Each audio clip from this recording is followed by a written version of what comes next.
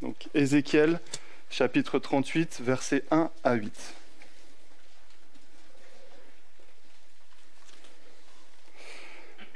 La parole de l'Éternel me fut adressée en ces mots. Fils de l'homme, tourne ta face vers Gog, au pays de Magog, vers le prince de Roche, de Méchec et de Tubal, et prophétise contre lui. Tu diras, ainsi parle le Seigneur l'Éternel, voici, j'en veux à toi, Gog, prince de Roche, de Méchec et de Tubal. Je t'entraînerai et je mettrai une boucle à tes mâchoires. Je te ferai sortir, toi et toute ton armée, chevaux et cavaliers, tous vêtus magnifiquement, troupes nombreuses portant le grand bouclier et le petit bouclier, tous maniant l'épée. Et avec eux ceux de Perse, d'Éthiopie et de Pus, tous portant le bouclier et le casque. Gomer et toutes ses troupes, la maison de Togarma, à l'extrémité du septentrion, et toutes ses troupes, peuples nombreux qui sont avec toi. Prépare-toi, tiens-toi prêt, toi et toute ta multitude assemblée autour de toi. Sois leur chef. Après bien des jours, tu seras à leur tête. Dans la suite des années, tu marcheras contre le pays dont les habitants, échappés à l'épée, auront été rassemblés d'entre plusieurs peuples sur les montagnes d'Israël, longtemps désertes, retirées du milieu des peuples. Ils seront tous en sécurité dans leur demeure. Voilà, le deuxième texte est dans 2 Rois, au chapitre 1, 2 Rois.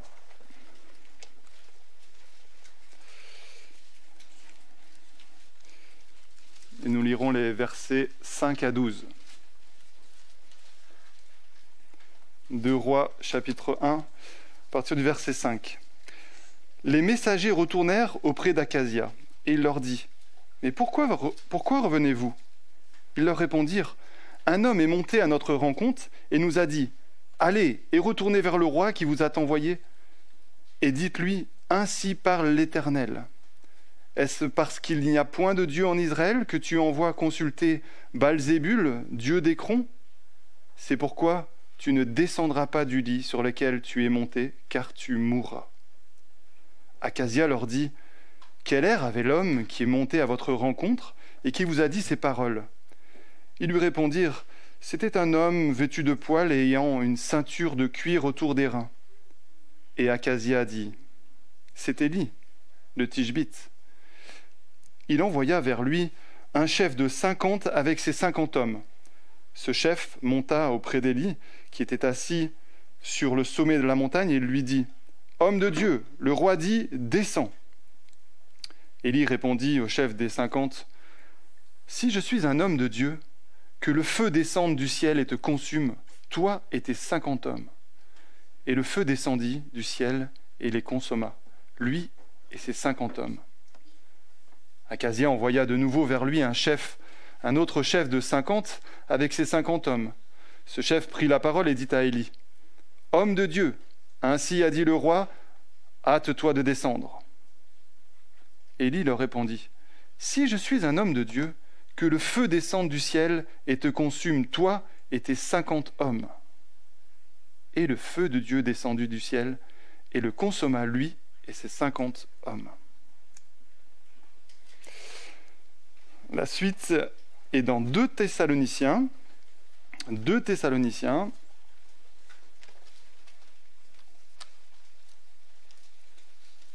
Au chapitre 2. Et nous lirons 11 versets, les 11 premiers versets.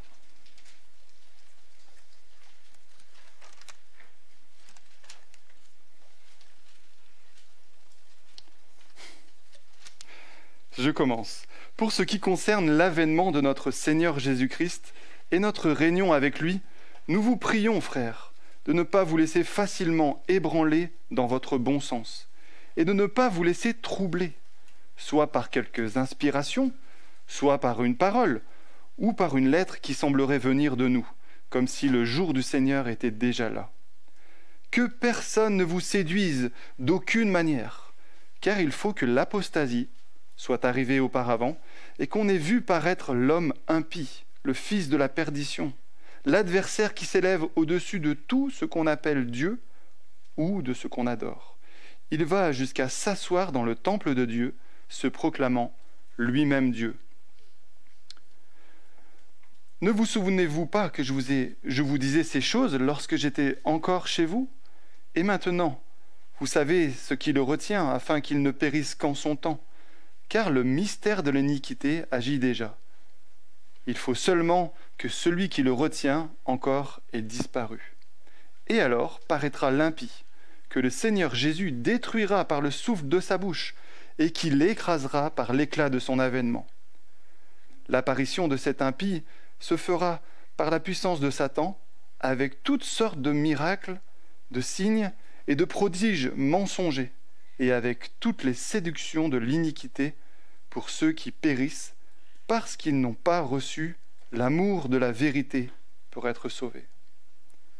Aussi Dieu leur envoie-t-il une puissance d'égarement pour qu'ils croient au mensonge, afin que tous ceux qui n'ont pas cru à la vérité, mais qui ont pris plaisir à l'injustice, soient condamnés.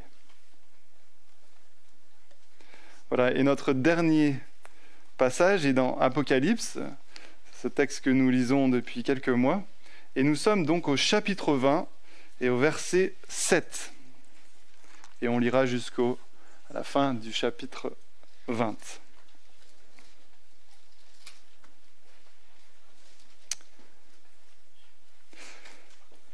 Quand les 1000 ans seront accomplis, Satan sera relâché de sa prison, et il sortira pour séduire les nations qui sont aux 4 coins de la terre, Gog et Magog, afin de les rassembler pour la guerre.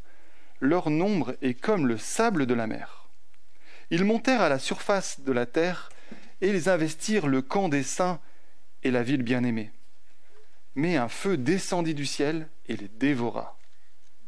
Et le diable, qui les séduisait, fut jeté dans l'étang de feu et de soufre, où sont la bête et le faux prophète. Ils seront tourmentés jour et nuit au siècle des siècles. Puis je vis un grand trône blanc, et celui qui était assis dessus. La terre et le ciel s'enfuirent devant sa face, et il ne fut plus trouvé de place pour eux. Et je vis les morts, les grands et les petits, qui se tenaient devant le trône. Des livres furent ouverts, et un autre livre fut ouvert, celui qui est le livre de la vie. Et les morts furent jugés selon leurs œuvres, d'après ce qui est écrit dans ces livres. La mer rendit les morts qui étaient en elle, la mort et le séjour des morts rendirent les morts qui étaient en eux, et chacun fut jugé selon ses œuvres. Puis la mort et le séjour des morts furent jetés dans l'étang de feu. C'est la seconde mort, l'étang de feu. Quiconque ne fut pas trouvé écrit dans le livre de vie fut jeté dans l'étang de feu. Voilà, c'est le dernier texte de cette parole. Que le Seigneur puisse bénir Olivier et nous donner à chacun de comprendre. Voilà, et je vous invite à garder votre Bible ouverte sur ce texte de l'Apocalypse, chapitre 20, versets 7 à 15. On revient à l'Apocalypse après quelques semaines de coupure, et je pense que c'est important de se rafraîchir un tout petit peu la mémoire.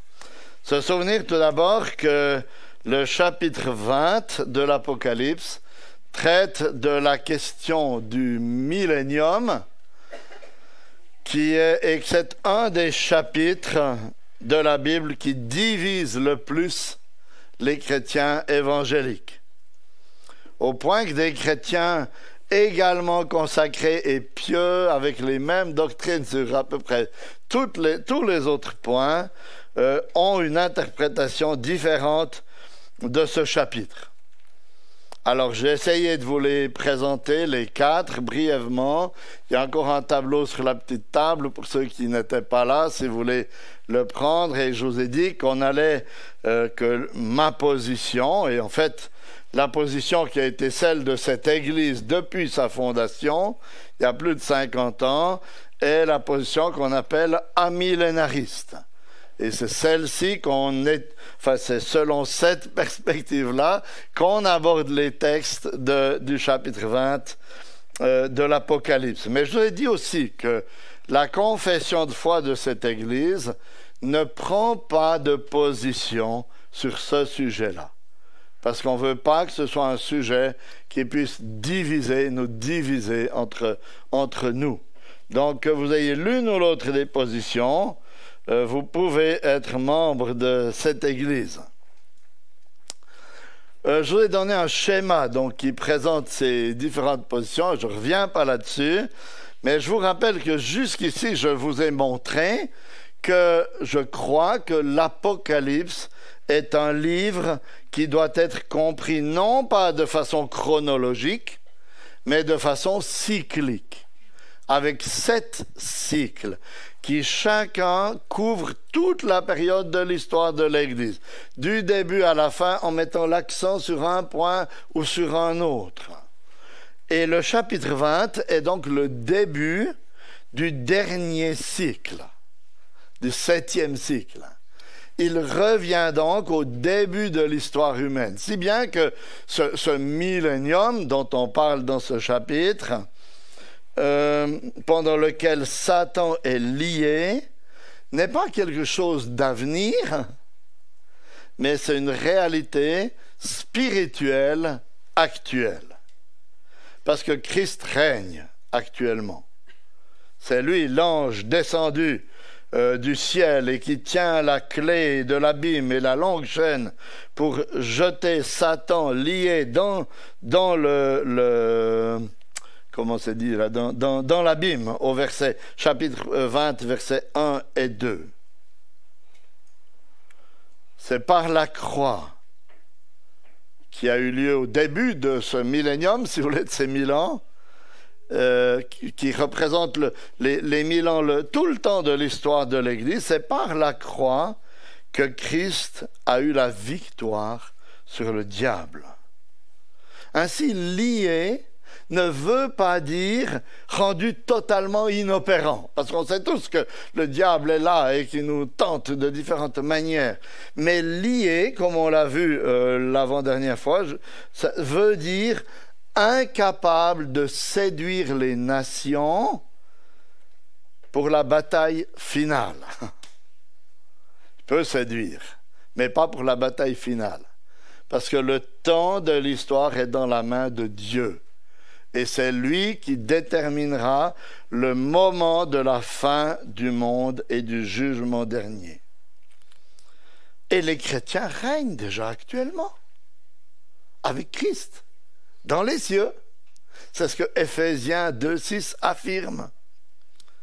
Ainsi, vous voyez, ce qui nous est décrit dans ces versets, et en particulier dans les versets 4 à 6, décrit le statut des chrétiens pendant tout le temps de l'histoire de l'Église. Parce que la première résurrection qui est mentionnée au verset 5 fait référence à la nouvelle naissance. Et la deuxième mort qui est mentionnée à la fin du verset 6 fait référence à la condamnation éternelle qui ne frappera pas les chrétiens. Alors, je fais un résumé très court. Donc, si vous êtes un peu perdu, allez écouter les prédications sur le site, parce que j'espère que c'est un petit peu plus clair, un peu plus développé là-bas. Mais voyez, l'encouragement extraordinaire qui se dégage de ce texte sur le millénium pour nous qui croyons, c'est qu'il nous rappelle que quelle que soit la haine de Satan contre l'Église de Dieu, il ne peut pas nous séparer de son amour et il ne peut pas amener la fin du monde avant que Dieu le décide, parce que c'est lui qui est en contrôle sur toute chose. Nous sommes, voyez, nous qui croyons, en sécurité, cachés dans la main de Dieu. Et le texte qu'on va étudier aujourd'hui nous montre ce qui va se passer juste après les 1000 ans. Puisqu'il est dit au début du verset 7, « Quand les 1000 ans seront accomplis ». Qu'est-ce qui va arriver à la fin de l'histoire de l'Église? Donc, on pourrait dire, comment l'histoire du monde va-t-elle se terminer? Qu'est-ce qui va se passer à votre avis? à la fin de l'histoire de l'Église. Comme on l'a déjà vu dans les autres cycles, c'est la fin du monde. C'est le jugement dernier. C'est pourquoi j'ai intitulé la prédication de ce matin « Satan délié et le jugement dernier ». Ce sera donc les deux grandes sections. On va voir le combat final dans les versets 7 à 10, et puis on verra le jugement final dans les versets 11 à 15. Maintenant, le combat final. Peut-être que vous vous demandez comment l'histoire humaine va se terminer. Beaucoup de gens aujourd'hui pensent ou tendent vers un temps de paix et d'équilibre mondial. Certains le souhaitent, certains l'annoncent, mais ce n'est pas ce qu'affirme la parole de Dieu. Ce n'est pas ce qu'affirme le livre de l'Apocalypse. À plusieurs reprises, il nous a déjà annoncé le retour du Seigneur, que le retour du Seigneur sera précédé d'un temps court d'hostilité extrême contre le peuple de Dieu. Et c'est ce qui nous est décrit dans ces versets 7 à 10, en fait. Tout d'abord, on voit dans les versets 7 à 8 que Satan va être relâché de sa prison. Verset 7, quand les 1000 ans seront accomplis, Satan sera relâché de sa prison. Qu'est-ce que ça veut dire? C'est le verset 8 qui nous l'explique. Il dit au début du verset 8, « Et il sortira pour séduire les nations qui sont aux quatre coins de la terre, Gog et Magog, afin de les rassembler pour la guerre. » Donc Dieu, à un moment donné, permet à Satan de sortir de sa prison. Et Satan va chercher à arriver à ses fins. Donc on pourrait dire, c'est comme si Dieu permettait à Satan, lui dit, ok, vas-y maintenant, essaye d'arriver à tes fins. Parce que les fins, le but de Satan, c'est quoi? C'est de réunir tout le monde contre Dieu, de se révolter d'une manière ultime contre Dieu. Ça a été son but, on l'a vu tout au long de l'Apocalypse, mais ça a été son but depuis la Genèse, en fait. Empêcher le plan de salut de Dieu de s'accomplir. Et il nous est dit qu'il va séduire les nations qui sont aux quatre coins de la terre, Gog et Magog, afin de les rassembler pour la guerre. Gog et Magog sont deux noms qu'on trouve ici et autrement, exclusivement, dans le livre d'Ézéchiel, au chapitre 38 et 39. Il n'y a pas de Gog et Magog ailleurs que Apocalypse 20 ici et Ézéchiel 38 et 39. C'est pourquoi on a lu le début d'Ézéchiel 38, juste pour que vous voyez le lien, en fait. Et on va venir maintenant, on va prendre le temps d'aller dans Ézéchiel 38. Alors, revenez en arrière dans votre Bible. Ézéchiel 38. Pour essayer de comprendre un petit peu ce qui nous est dit dans ce passage. Ces deux chapitres d'Ézéchiel 38 et 39 nous relatent un combat qui a lieu. Au verset 8, il est dit, dans ma traduction en tout cas, dans la troisième phrase, « à la fin des temps ». Ou au milieu du verset 16, la même expression, « à la fin des temps ». C'est une expression qui a pour but de nous dire dans les temps eschatologiques, dans les temps de la fin. Il se produira, nous dit toujours ce texte d'Ézéchiel, un projet maléfique. Regardez verset 10. Ainsi parle le Seigneur l'Éternel, en ce jour-là, des pensées s'élèveront dans ton cœur et tu formeras un projet maléfique. un projet maléfique par lequel Gog viendra de l'extrême nord et rassemblera les nations pour combattre contre Dieu et contre son peuple. C'est ce qu'on voit dans les versets 14 à 16. On va les lire quand même parce que je pense que c'est important de bien comprendre ces versets. Chapitre 38, versets 14 à 16. « Eh bien, prophétise, fils d'homme, tu diras à Gog, ainsi parle le Seigneur l'Éternel, oui, le jour où mon peuple d'Israël habitera en sécurité, tu le sauras, et tu viendras du lieu de ta demeure, du plus profond du nord, toi et de nombreux peuples avec toi, tous montés sur des chevaux, un grand rassemblement, une armée nombreuse, tu monteras contre mon peuple d'Israël comme une nuée qui va couvrir le pays. À la fin des temps, cela arrivera, et je te ferai venir contre mon pays, afin que les nations me connaissent quand je serai sanctifié par toi sous leurs yeux, ô Gog. » Et cette confrontation entre Gog et le peuple de Dieu, et Dieu et son peuple, on pourrait dire, se terminera par un jugement sur ces nations au moyen duquel Dieu interviendra souverainement. Toujours ce chapitre 38, versets 22 et 23. Regardez. J'entrerai en jugement avec lui par la peste et par le sang. Je ferai pleuvoir une pluie torrentielle et des grêlons, le feu et le souffle sur lui, sur ses troupes et sur les peuples nombreux qui seront avec lui. Je manifesterai ma grandeur et ma sainteté. Je me ferai connaître aux yeux de nations nombreuses qui reconnaîtront alors que je suis l'Éternel.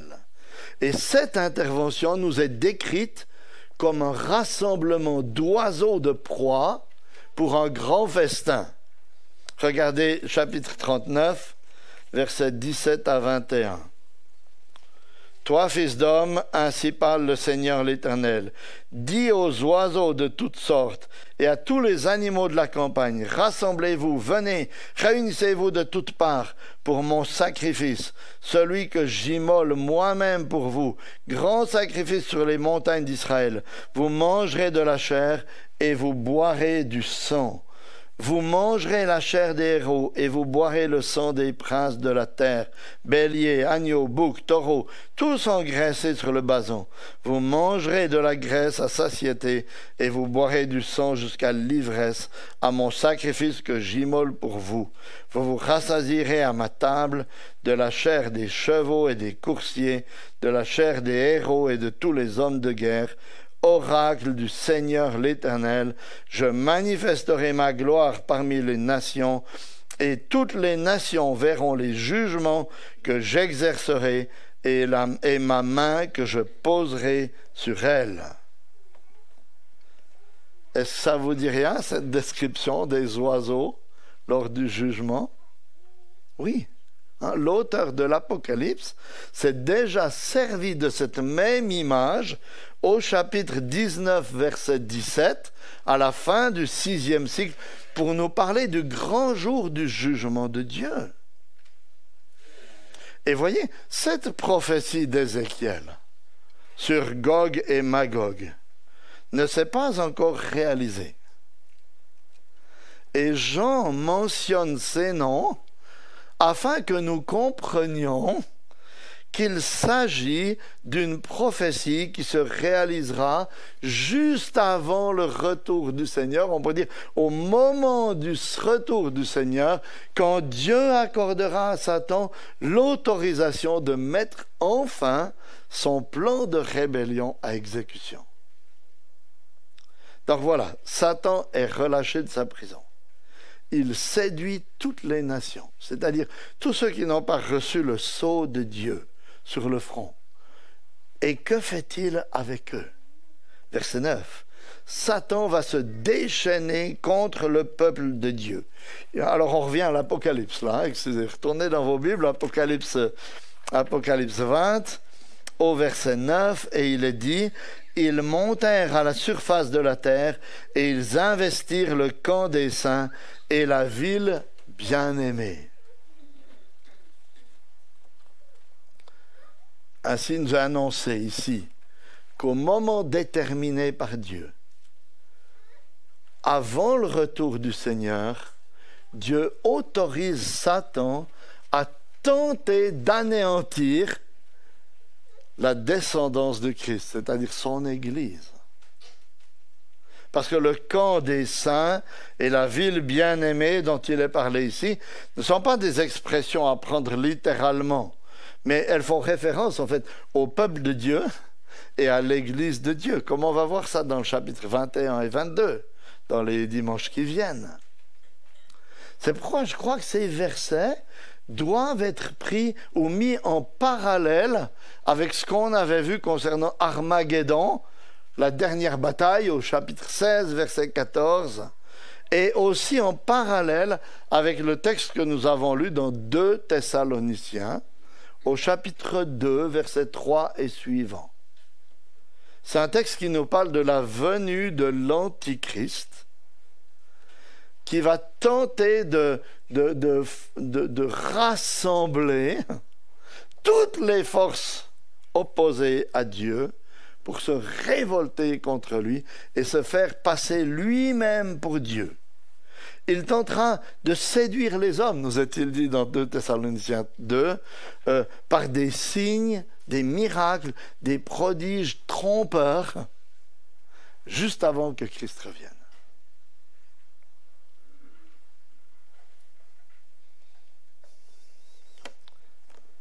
Donc, quand nous mettons tous ces textes ensemble, nous comprenons en fait que la Bible affirme que juste avant le retour du Seigneur, Dieu, dans sa souveraineté, permettra qu'une hostilité particulièrement violente se manifeste envers l'Église fidèle et les chrétiens. Et qu'est-ce qu'une telle nouvelle peut produire en nous? La crainte d'être vivant à ce moment-là. On a presque envie de mourir jeune quand on entend une chose comme ça, n'est-ce pas? De se dire, si je pouvais échapper à ce moment-là.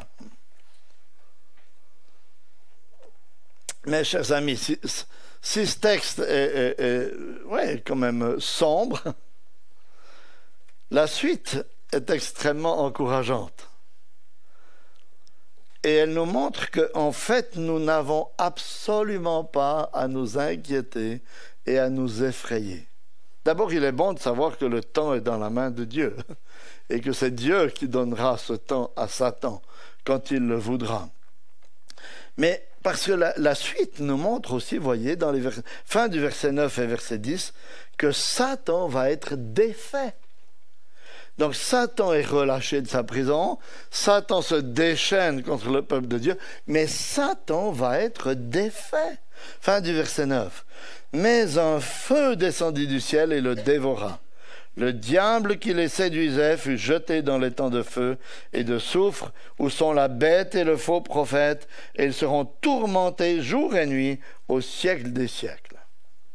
Qu'est-ce qui se passe une fois que Satan et ses armées ont investi le camp des saints et la ville bien-aimée? C'est extraordinaire parce que le texte ne parle même pas de souffrance des croyants, ni même de lutte. Mais il décrit leur délivrance d'une façon divine, souveraine, en citant un texte que nous avons lu dans 2 Rois au chapitre 1er, le verset 10 et le verset 12. Mais le feu descendit du ciel et les dévora.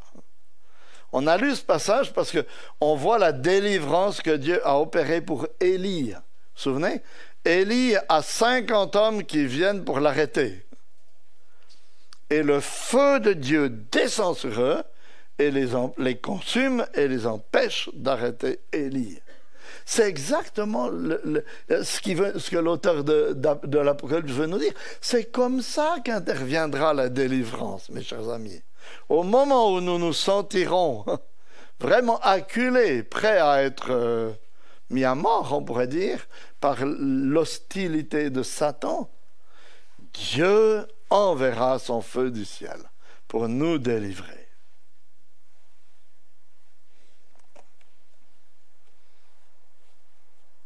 C'est une délivrance qui, à nouveau, peut être mise en parallèle avec ce qui se passe lors de la venue de l'Antichrist. Dans 2 Thessaloniciens 2,8, il est dit que le Seigneur le détruira, écoutez bien, par le souffle de sa bouche, et il l'écrasera par l'éclat de son avènement. Il n'y a même pas de bagarre. On peut pas se dire, est-ce qu'il y a un ou l'autre qui va gagner? Quand Christ revient, les ennemis du Christ sont terrassés, sans lutte. Parce que Christ démontre sa toute-puissance et sa souveraineté. Quelle défaite, vous voyez? La simple apparition de Christ suffit à le faire triompher sur tous nos ennemis et tous ses ennemis réunis.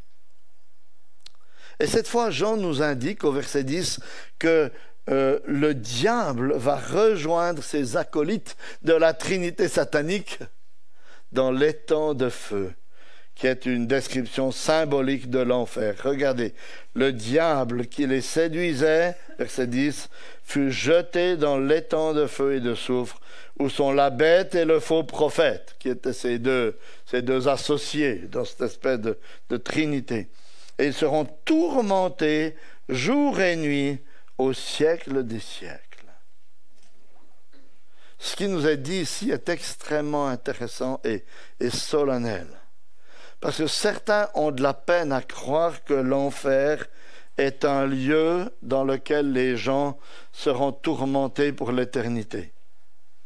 Ils veulent bien croire que le feu de l'enfer est éternel, mais ils pensent que ceux qui sont dedans seront brûlés, carbonisés, annihilés. Mais ce n'est pas du tout ce qui nous est dit ici. De ceux qui iront dans l'étang de feu. Il nous est dit, vous voyez à la fin du verset 10, ils seront tourmentés jour et nuit au siècle des siècles. Est-ce que c'est clair? Vous voyez, c'est ça l'enfer. Et je le dis avec solennité et crainte. C'est ça l'enfer qui est réservé à tous ceux qui sont condamnés lors du jugement dernier. C'est pas juste on brûle, on n'en parle plus.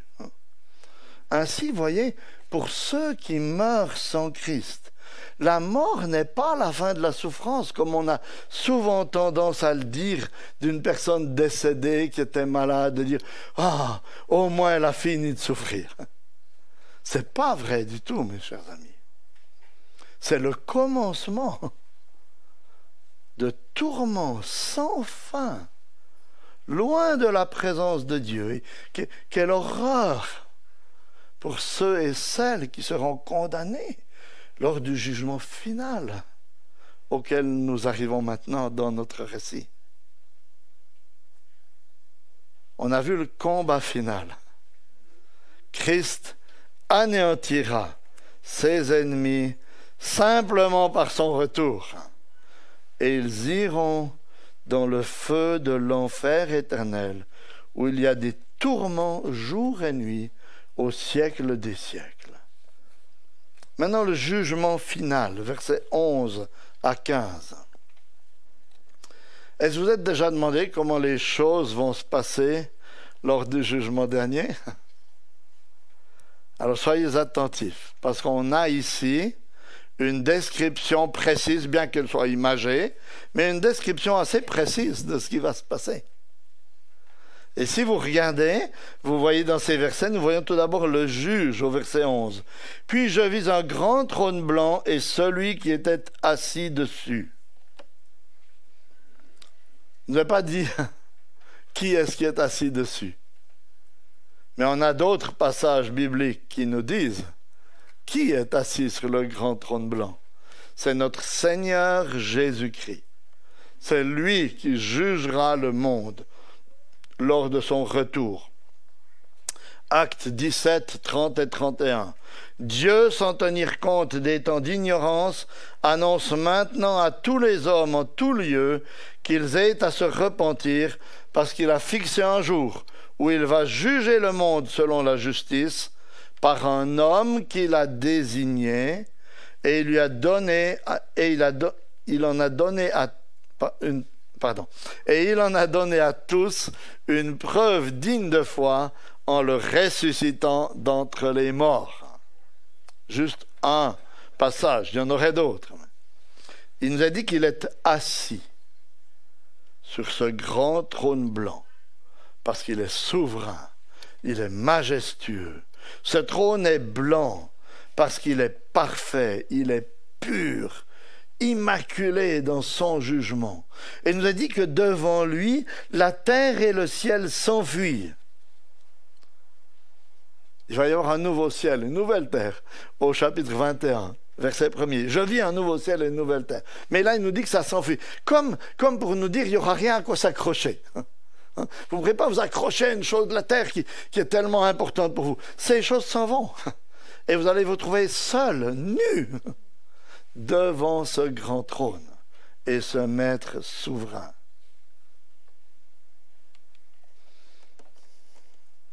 Et voyez, parce que Dieu est saint et juste, il est nécessaire et obligatoire que l'histoire du monde se termine par un jugement final, un jugement général. Parce que dans l'histoire des hommes, il y a beaucoup d'injustices qui ne sont pas punies et qui, en fait, réclament une justice, réclament un jugement où les comptes seront soldés. Dans ce monde, il y a des gens généreux qui sont abusés dans leur générosité.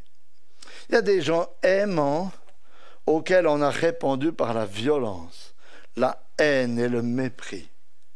Il y a des gens paisibles qui ont subi de nombreuses catastrophes naturelles et qui semblent totalement imméritées. Alors que des truands, des braqueurs, des trafiquants de drogue et des gens malhonnêtes s'enrichissent sur le dos des autres, apparemment sans la moindre condamnation, en toute impunité. Et voyez, ces choses-là réclament un jugement dernier final. Et c'est ce jugement final qui doit avoir lieu afin que Dieu rétablisse toute justice lors de son retour. C'est ce qui se passera devant ce grand trône blanc au jugement dernier. Maintenant, nous avons vu le juge. Maintenant, versets 12 et 13, nous voyons les accusés. Qui est-ce qui va comparaître dans ce jugement? Verset 12 nous dit, ce sont les morts, les grands et les petits qui paraissent devant le trône. Et sans doute que cette expression est une sorte de générique pour nous indiquer que tous les hommes vont comparaître devant le Seigneur, tant les incroyants que les croyants. Et cela est conforme à plusieurs passages bibliques qui attestent que les chrétiens seront aussi présents lors du grand jugement dernier. Romains 14, 10 et 12. Paul s'adresse à des chrétiens dans cette lettre. Voilà ce qu'il dit. « Mais toi, pourquoi juges-tu ton frère? Ou toi, pourquoi méprises-tu ton frère? Puisque nous comparaîtrons tous devant le tribunal de Dieu. Car il est écrit, je suis vivant, dit le Seigneur, tout genou fléchira devant moi. 2 Corinthiens 5, 10. Écrit à des chrétiens aussi. Car il nous faut tous comparaître devant le tribunal de Christ, afin que chacun reçoive selon le bien ou le mal qu'il aura fait en étant dans son corps. Ainsi, vous voyez, qui que nous soyons, chrétiens ou non, ces versets nous décrivent un jugement qui nous concerne. Nous allons tous comparaître devant ce grand trône et devant ce juge. Et Dieu nous avertit, voyez, si bien que lorsque ce jour arrivera, vous qui êtes ici ce matin, en tout cas, vous ne pourrez pas dire « je ne savais pas ». vous savez, vous êtes informés, vous savez qu'un jour, vous devrez comparaître devant ce trône blanc et devant le Seigneur. Alors écoutez avec attention la suite maintenant. On a vu le juge, on a vu les accusés, maintenant le jugement, versets 12 et 13. Et je vis les morts, les grands et les petits, debout devant le trône. Des livres furent ouverts et un autre livre fut ouvert, qui est le livre de vie. Les morts furent jugés d'après ce qui était écrit dans les livres, selon leurs œuvres. La mer donna les morts qui s'y trouvaient. La mort et le séjour des morts donnèrent les morts qui s'y trouvaient. Ils furent jugés, chacun selon ses œuvres.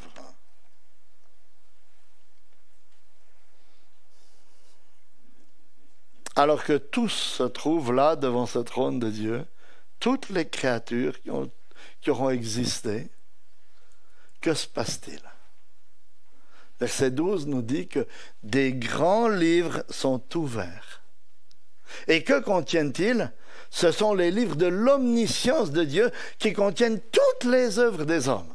Ça doit être une sacrée bibliothèque, hein? Enfin, mais voilà, c'est une image. Je vous dis que c'était imagé. Mais c'est une image par laquelle il nous faut comprendre que rien de ce que nous disons et même de ce que nous pensons n'est inconnu de Dieu et ne lui échappe. Et qu'ainsi, nous devrons rendre compte à Dieu de toutes ces choses lors du jugement dernier. Alors, je ne sais pas ce que cela produit en vous, de savoir que vous devrez rendre compte de toutes ces choses devant le Seigneur Jésus qui est pur et parfait. Il est possible que vous ayez peut-être une assez haute opinion de vous-même et que vous disiez, si c'est comme ça, j'assure, ça devrait aller. Je n'ai jamais tué, je n'ai pas fait des grands vols, etc. Mais il faut se rappeler quelles sont les exigences de ce juge. Ce n'est pas une justice approximative, c'est une justice parfaite. Dans le Sermon sur la montagne, il nous dit « Soyez parfaits, comme mon Père céleste est parfait. » Il suffit d'une seule désobéissance à une seule loi, une seule fois, pour que la condamnation tombe sur nous.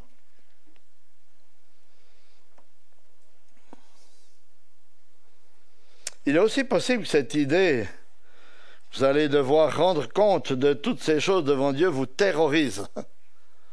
Parce que vous savez que vous ne pourrez jamais satisfaire les exigences d'un tel juge. Et vous vous dites, mais quelle catastrophe, c'est affreux. Même en tant que chrétien. J'ai tellement souvent péché en pensée, en acte, en parole. Il n'y a pas d'espoir alors. Et dans un sens, c'est vrai.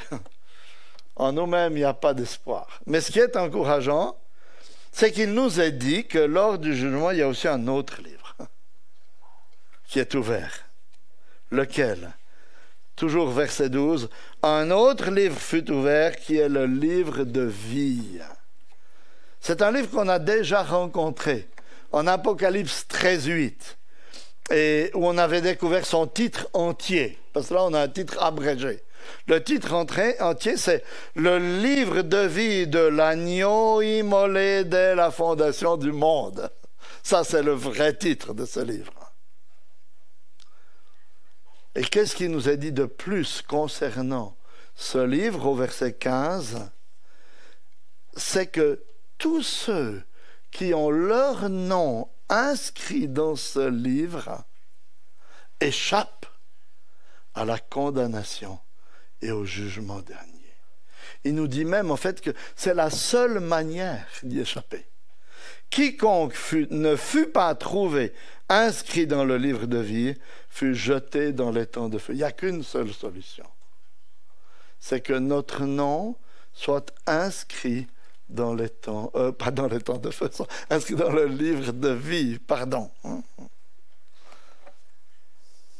En fait, avoir son nom inscrit dans le livre de vie, c'est la démonstration que nous faisons partie du peuple de Dieu et que nous avons placé notre confiance dans la personne et l'œuvre de l'agneau immolé, dans la personne et l'œuvre de Jésus-Christ pour être pardonnés de tous nos péchés.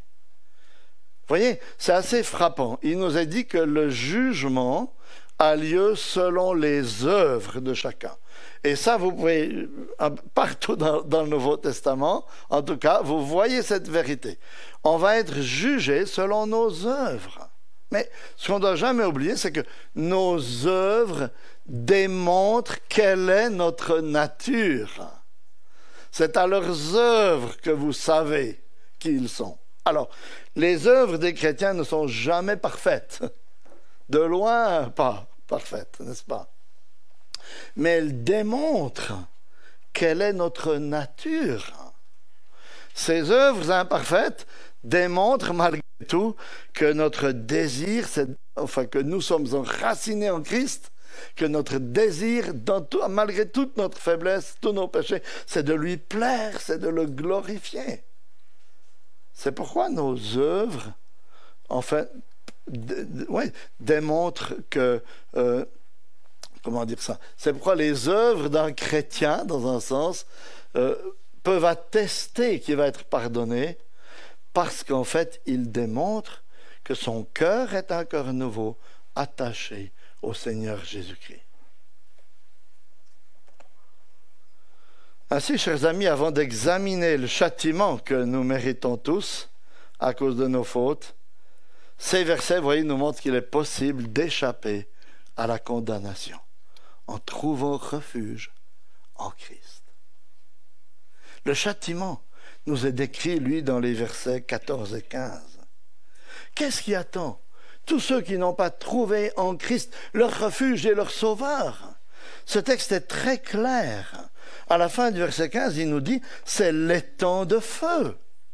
Cet étang qui est un lieu de tourment éternel, comme nous l'avons vu au verset 10, où se trouve déjà Satan, la bête et le faux prophète.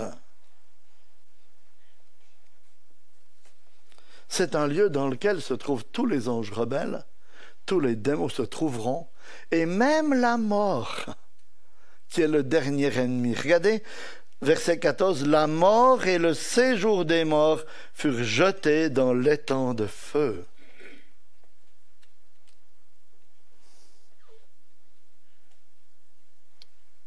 En fait, c'est le lieu où sera réuni tout ce qui s'oppose à Dieu, tout ce qui s'est opposé à Dieu dans tous les temps depuis la création du monde.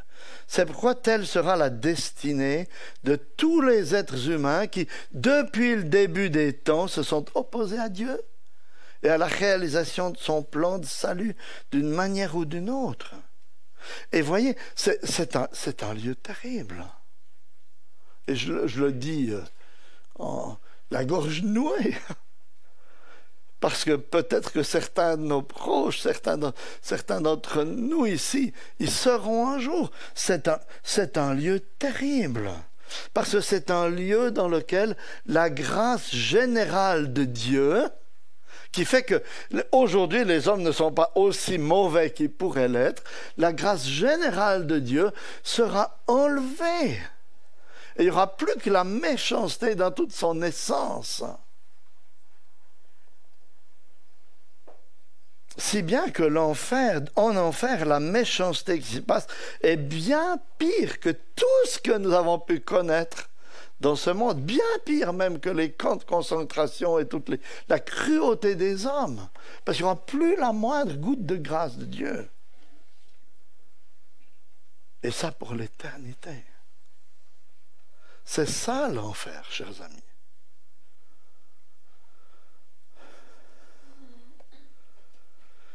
C'est un jugement dernier, une condamnation qu'on ne peut souhaiter à personne, que je ne souhaite à personne d'entre vous. parce que c'est pire que tout ce que nous pouvons imaginer. Alors si vous êtes saisi par cette horreur qui pend au-dessus de votre tête, venez à Christ. Avec toute votre misère, avec votre conscience coupable, et déchargez-vous sur lui avec cette assurance qu'il accueille celui qui vient à lui. Sa parole déclare qu'il ne met jamais dehors celui qui vient à lui. Venez à lui. C'est comme ça qu'on a notre nom écrit dans le livre de vie.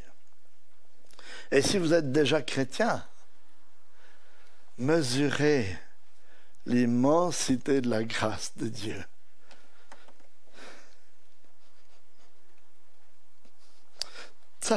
Sa miséricorde envers nous, c'est ce que nous méritions, nous aussi. Et Christ l'a porté pour nous à la croix, par amour, pour qu'aujourd'hui nous puissions nous réjouir de la destinée qui nous attend. Remercions-le par nos paroles, mais surtout par des œuvres qui le glorifient. Amen.